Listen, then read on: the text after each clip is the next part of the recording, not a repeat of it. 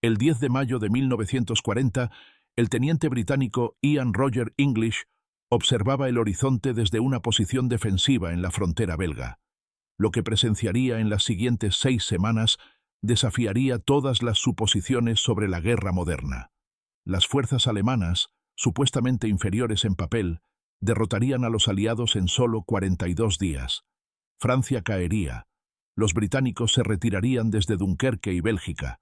Los Países Bajos y Luxemburgo serían conquistados. Esta imposibilidad matemática ocurrió porque una fuerza aparentemente más débil había revolucionado la guerra mediante entrenamiento, doctrina y una filosofía de mando radicalmente diferente. La transformación comenzó en las cenizas de la derrota en la Primera Guerra Mundial. El Tratado de Versalles de 1919 limitó al ejército alemán a 100.000 hombres sin tanques, aviones ni artillería pesada.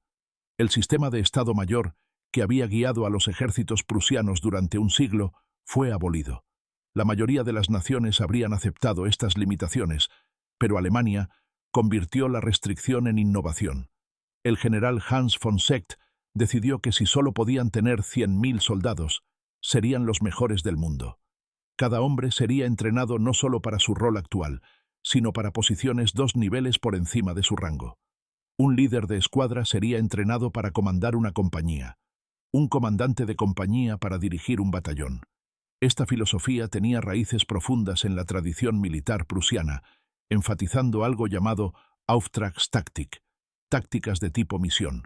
Un comandante recibiría un objetivo y se le diría qué necesitaba lograrse, pero no cómo. Esto contrastaba radicalmente con las filosofías de mando de la mayoría de los ejércitos, donde las órdenes detalladas especificaban no solo los objetivos, sino los métodos precisos.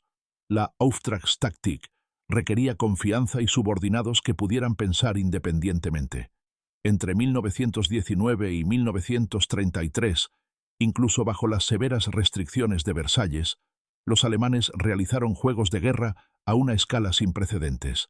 Estos eran simulaciones masivas y sistemáticas de guerra moderna, conducidas en múltiples niveles de mando simultáneamente.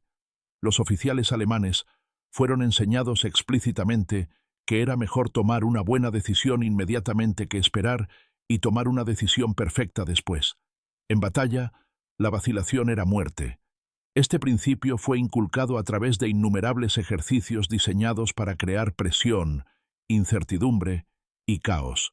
Los alemanes reconocieron que la batalla era fundamentalmente caótica y ningún plan sobrevivía intacto al primer contacto con el enemigo.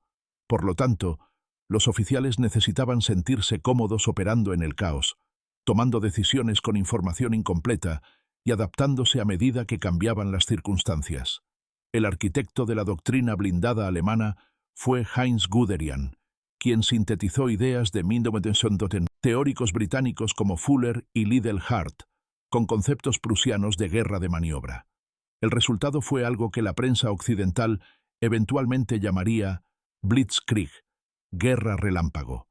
El concepto era identificar un punto débil en las defensas enemigas, concentrar fuerza abrumadora en ese punto, romper la línea defensiva y luego enviar columnas blindadas rápidas profundamente en áreas traseras enemigas para interrumpir puestos de mando, cortar líneas de suministro y crear caos.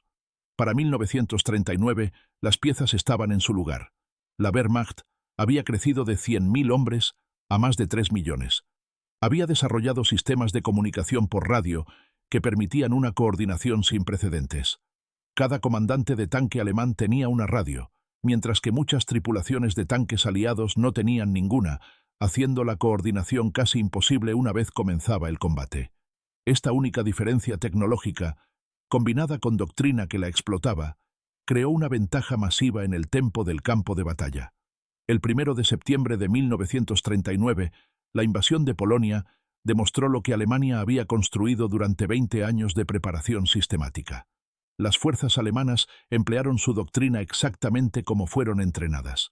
Las columnas blindadas avanzaron más de 160 kilómetros en los primeros 5 días, un ritmo que parecía imposible según el pensamiento militar tradicional. La campaña duró 35 días desde la invasión hasta la capitulación. La verdadera prueba llegó el 10 de mayo de 1940, cuando las fuerzas alemanas invadieron los Países Bajos, Bélgica, Luxemburgo y Francia simultáneamente. El ataque principal alemán no venía a través de Bélgica como esperaban los aliados, sino a través del bosque de las Ardenas, una región que los franceses consideraban imposible para grandes fuerzas blindadas. El 13 de mayo, los tanques alemanes cruzaron el río Mosa en Sedán, flanqueando la supuestamente inexpugnable línea Maginot.